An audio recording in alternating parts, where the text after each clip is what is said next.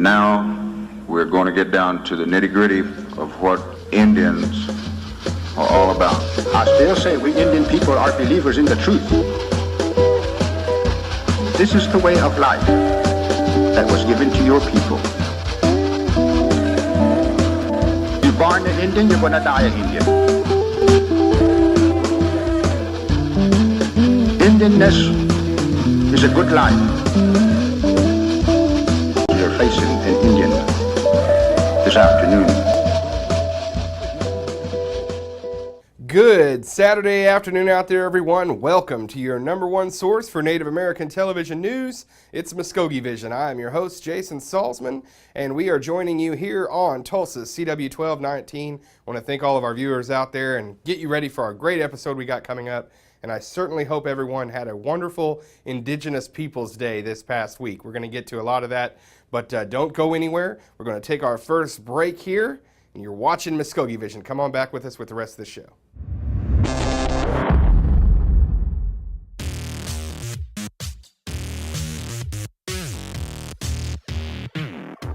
As part of our grand reopening, we're partnering with Muskogee Media.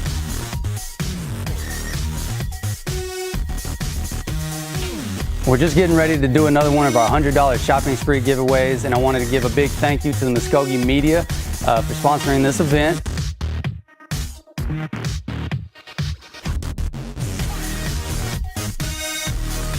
Like Randy's Foods and Muskogee Media on Facebook and share this video for the drawing.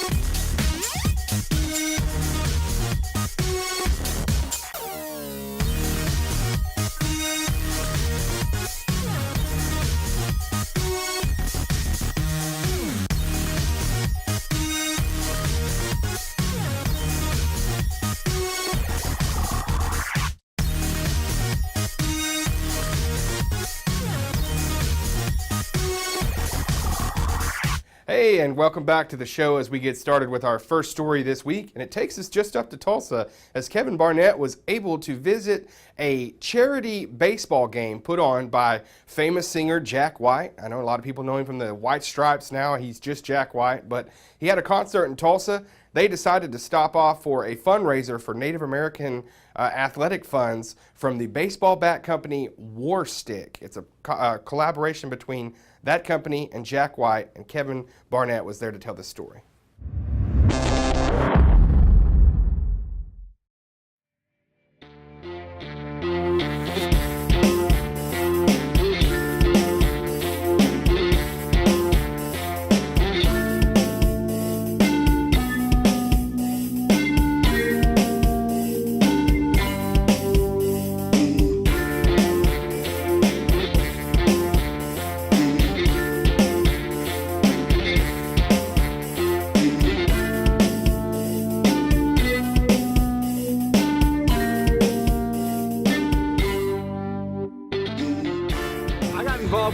With War Stick when I did a commercial for their first commercial they did last year. It's called War Cry, and I just like what they do. They're trying to support Native youth, and so they told me Jack White was playing a show here. They wanted to do a Sandlot baseball game here. There's a Sandlot team here in Tulsa, and so it was an opportunity to help support youth and kind of support the work that they're doing. They also raise money for Well for Culture, which is about getting youth outside and getting them exercising and all kinds of stuff, living right, eating well. And so anyway, they asked me to help, and I helped put it together. I got in touch with some singers like Robbie Ancu and different folks to come in and sort of help support the event. Let's take it back to the old school. Let's take it. I think it's really important to give access to sport for Native youth. Like we have the highest numbers when it comes to so many negative health indicators. We lead the nation in youth suicide.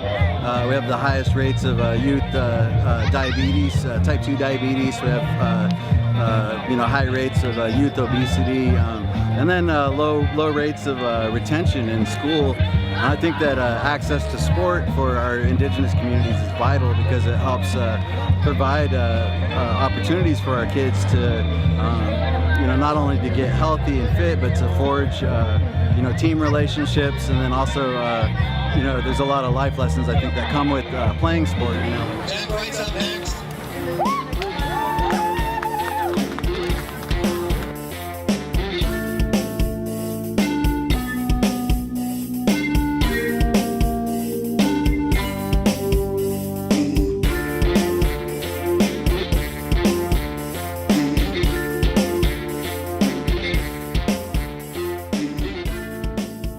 It's important to have these types of events for the children because they need that type of support.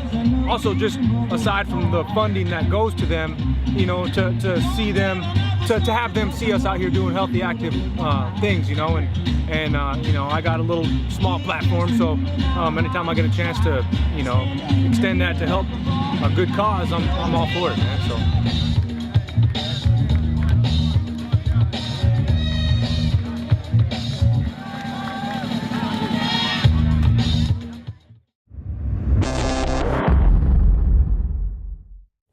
Thank those people out there for having us in Tulsa for the charity game. And we move now on to Waleetka, the home of the Outlaws and the home of John Wolf. He is very long ago was a kickboxer. Now he's a coach involved in motivational and getting involved in the community, everything like that. And with that in mind, he is taking an old church that many say would have no use, and he is seeing a vision of a great place for the youth of Waleetka to be at. The 95-year-old Christ Community Church in Waleetka isn't much to look at anymore. There's graffiti on the walls, light fixtures hang from the ceilings, and the floors are littered with rubbish. But that's not what Muskogee Creek citizen John Wolf sees. I don't see a rundown church. I remember when I first came to this, when I came into this building, and I was like, yeah, I see it. And everybody, I see people say, oh, our church is run down, our church is just no good, it's tore down. I don't see it. I see potential, I mean, that's what God gave me. I mean, maybe that's what my Creator gave me as far as the vision. Wolf plans to repurpose and transform the old church into a fitness center and entertainment complex for youth. The basement has always been the fitness, but upstairs we're going to have a Christian theater. That's what I'm looking into, a Christian theater and a cultural theater, live entertainment. For kids, a positive place where families can come and enjoy a movie without telling their kids, close your eyes, or you put your head down because you feel ashamed. This is a place where you can come, and when you leave here, you have that love and that understanding that there's more to life than just ugliness, Wolf says his passion for providing for the youth stems from his own upbringing. I can remember back when I lived in, North Tulsa. I didn't have a gym. I didn't have a mentor. I didn't have a place where I could go to, until I met a gentleman that helped me in the martial arts. But as far as something like this, a safe zone, I didn't have that. And I think it's when I seen this, it was at a church, it was a part of a safe zone, and being part of Springfield, the native church there in Okemah, and being a lay minister, I think that's more of a drive to help these kids to have a place to go, So I think, with all that, is my vision. He says the project has had naysayers, but he believes in his vision. People don't see it, I tell everybody, if you come down and just spend 10 minutes with me, you see the vision, you'll see it, you'll see what I'm talking about, and you don't see the work. You see the finishing line behind the work, behind the tearing the walls or the graffiti on the walls or this here on the floor and stuff. You don't see that. You actually see what can take place here. And it's not much, but you know, you do come to a point in your time where, you know, when does it start? You know, as far as the work, you know, I've been doing a lot of work, you know, myself, you know, trying to getting this vision going. And mainly, Wolf wants to create a safe space for the youth of the community. when it comes to my kids, when it comes to this community, when it comes to you know, a lot of people in Wetumpka's community that I help with throughout the year, and Okima's community, but mainly Weliket's community as well. The violence in the families, the things they have to face in school daily, you know, media bullying and stuff. You know, this is a place where they know it's neutral. They know that, you know, I will tell them I love them, and I'm not ashamed to say that, you know, and then they got to learn to say that as well. It teaches their parents to understand that, you know, just because you tell your kids you love them doesn't mean you're weak. Doesn't mean that you're soft or anything.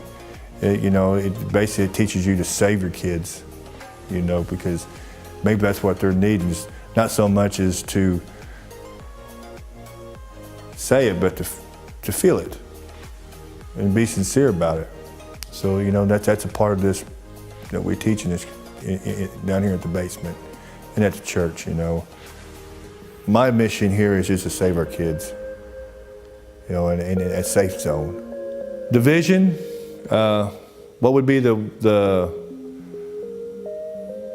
I had to sum it all up into one word, hope.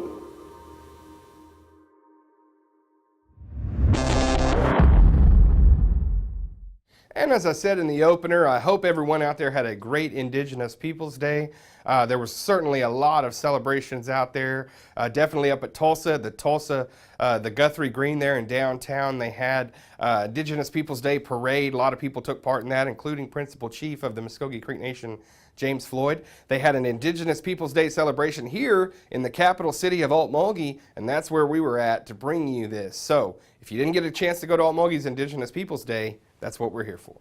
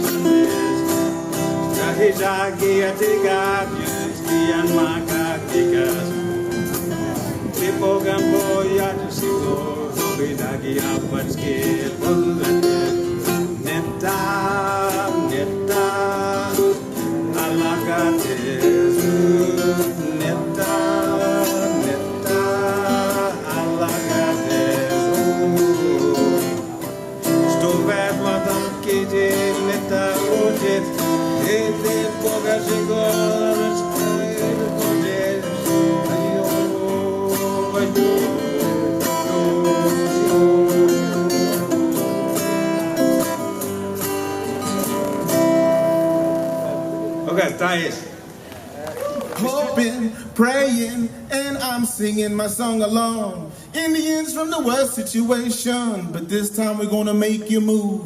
ATOLL has got the grooving now.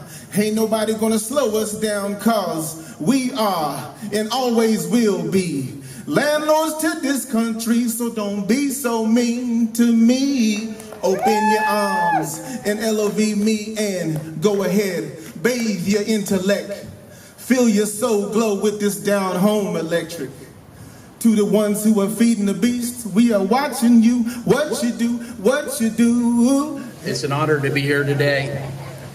It was an honor to create this resolution and proclaim today Indigenous Peoples Day. We should have done it a long time ago. I don't know why we didn't, but I'm glad that we did. We honor the Creek Nation. We honor all Indigenous people. And today I'd like to read this. A resolution of the City of Okmulgee, Oklahoma, declaring the second Monday in October as Indigenous People Day in the City of Okmulgee, reaffirming the city's commitment to promote the well-being and growth of Okmulgeans, American Indians, and Indigenous communities, and promoting dialogue and collaboration efforts throughout the City of Okmulgee between Indigenous and non-Indigenous communities and tribal governments. Whereas the City of Okmulgee recognizes that Indigenous peoples of the lands that would later become known as the Americas have occupied these lands since time immemorial. And whereas the City of Okmulgee values the many contributions made to our community through Indigenous peoples' knowledge, labor, technology, science, philosophy, arts, and the deep cultural and spiritual contributions that have substantially shaped the character of many of the citizens of Okmulgee. And whereas the City of Okmulgee promotes policies and practices that reflect the experience of Indigenous peoples, ensures access and opportunity, and honor our nation's Indigenous roots, history, contributions. And whereas the City of Okmulgee supports the proposition that Indigenous People Day shall be an opportunity to celebrate the thriving cultures and values of the Indigenous peoples in our city, and encourages businesses, organizations, and public institutions to develop substantial collaborative relationship with Indigenous communities and tribal governments.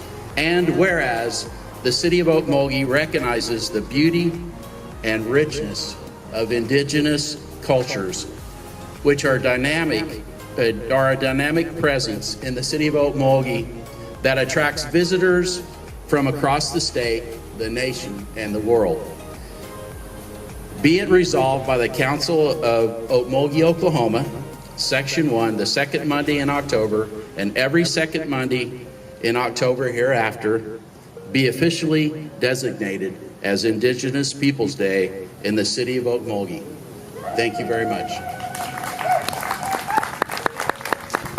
I want to thank Ms. Golden for putting this event on. I've lived here in Okmulgee, or claimed Okmulgee as my home all my life. And I want to thank the mayor, the city council, for declaring this day Indigenous Peoples Day. It's been a long time coming. So with that, I'll let Dale finish. Thank you. Well, I think James said it all. You know, we like to thank the Mayor Baldridge and the City Council for declaring this Indigenous Day, and it is a long time coming. But you know, every day is Indigenous Day, really. There hadn't been a day where I hadn't claimed Indigenous Day. You know, it's an honor just to be in here, and you know, I just want to say that remember that you know, we're representatives, but everybody is a representative. Whether you're representing your family, whether you're representing your tribe, whatever it may be, you're representative. And so I just want to thank just this opportunity just to speak on behalf of the Creek Nation, on behalf of my family, and most importantly, on behalf of my Lord and Savior, Jesus Christ. And so I just want to again say thank you. Remember that every day is Indigenous Day. And it's a, you know, we're not guaranteed a day. You know, so take every day as a gift from God, and just represent your family, your Creator, as best as you can. Mado. Yes, my name is Evan Haley. I'd like to thank all the people that came today to celebrate Indigenous Peoples Day. To begin with, I'd like to give a shout out to Spirit, Society to Protect Indian Rights and Indigenous Treaties. They're allowing me this opportunity to speak on Indigenous Peoples Day, celebrating a day of solidarity with the indigenous peoples of the Western Hemisphere. Mado. I joined the Treaty Council office in New York City in 1976. As event staff, I assisted the Treaty Council in logistics, passports, lodging, and reaching out to traditionalists for the 1977 Geneva Conference. George Whitewater, Kickapoo Traditional War Chief, and Philip Deere, Muskogee Spiritualer, were extended invitations. This is an excerpt from the Treaty Council report. We have pointed out that the Geneva Conference didn't just happen. A lot of people had to do a lot of work for more than 2 years to make it happen. Work like going to UN conferences in Mexico, Argentina, Peru, Canada, Cuba, Poland, Germany, Puerto Rico, Panama, Barbados, and of course Geneva. Many people had to plan and work on reservations, and many people stuck in prisons lent us their courage.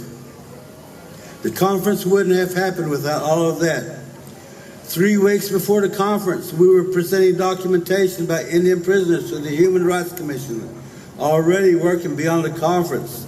The prisoners whose case histories presented were Dick Marshall, Leonard Peltier, Herb Pallas, and Johnson Willito, who had already done their share beyond the conference.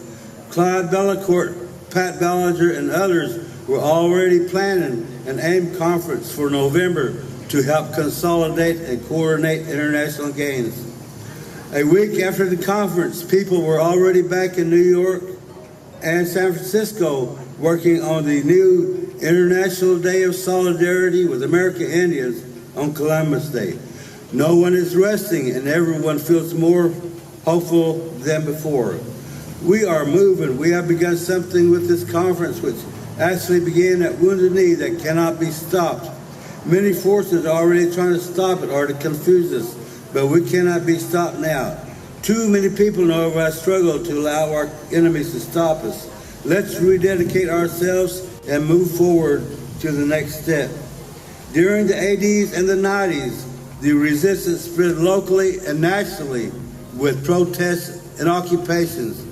From the First Nations of Canada and La Raza of Mexico, through Central and South America, New Zealand, Pacific Islands, and Australia. Today, in the 21st century, a new generation of warrior spirit is rising in the nations. An everlasting message from the Oren Lines. On behalf of our Mother the Earth and all the great elements, we come here and we say they too have rights. The future generations, our grandchildren and their grandchildren, is our concern that they too may have clean water to drink, that they may observe our four-footed brothers, and they may enjoy the elements that we are so fortunate to have and that serves us as human beings. The equality of life is what you must understand and the principles by which you must continue the future of the world. Economics and technology may assist you, but they will destroy you if you do not use the principles of equality. Profit and loss will mean nothing to your grandchildren. That was Oren Lines Message. My take on the current political situation, a sign of the times, partisanship and division, half of the people for this, half of the people for that. For the past 10, 15, 20 years, a shrinking white electorate has held sway in crafting congressional legislation. Not so much anymore. With people of color gaining a voice in local and national elections, the importance of registering natives to vote will become a part of our arsenal. In the not so different future, your children, grandchildren will see a demographic shift in the populations of the United States. People of color will become the majority electorate. We can and should ride the coattails of this event by having elective office holders in the political spectrum to lobby and advocate our concerns. In the past, our plea to Congress for justice has always been met with the usual refrain. There is nothing we can do, they say. You have to change the law, or it takes an act of Congress, knowing full well that Native people have no standing in the electoral process. In the future, with help from people of color, there may be a path for favorable legislation when it comes to repealing and replacing antiquated and racist laws which have left the nations destitute. Finally, we have a case of Native sovereignty going before the Supreme Court of the United States. Will the court fabricate and write new law? This usually reserved to Congress, or will they uphold the rule of law and precedents stemming from at least 1776, which reaffirmed earlier colonial actions? Will the court try to overturn state rights, meaning the Oklahoma Constitution, 1906, Article 1, Section 3, unappropriated land, any land, jurisdiction of the U.S., to wit, the people inhabiting the state do agree and declare that they forever disclaim all right and title in or to any unappropriated public land lying within the boundaries thereof, and to all lands lying within said limits owned or held by any Indian, tribe, or nation, and that until the title of any such public land shall have been extinguished by the U.S., the same shall be and remain subject to the jurisdiction and disposal and control of the United States, yada, yada, yada. Philip Deere said it best: we are the evidence of this Western Hemisphere. All my relations to my dog.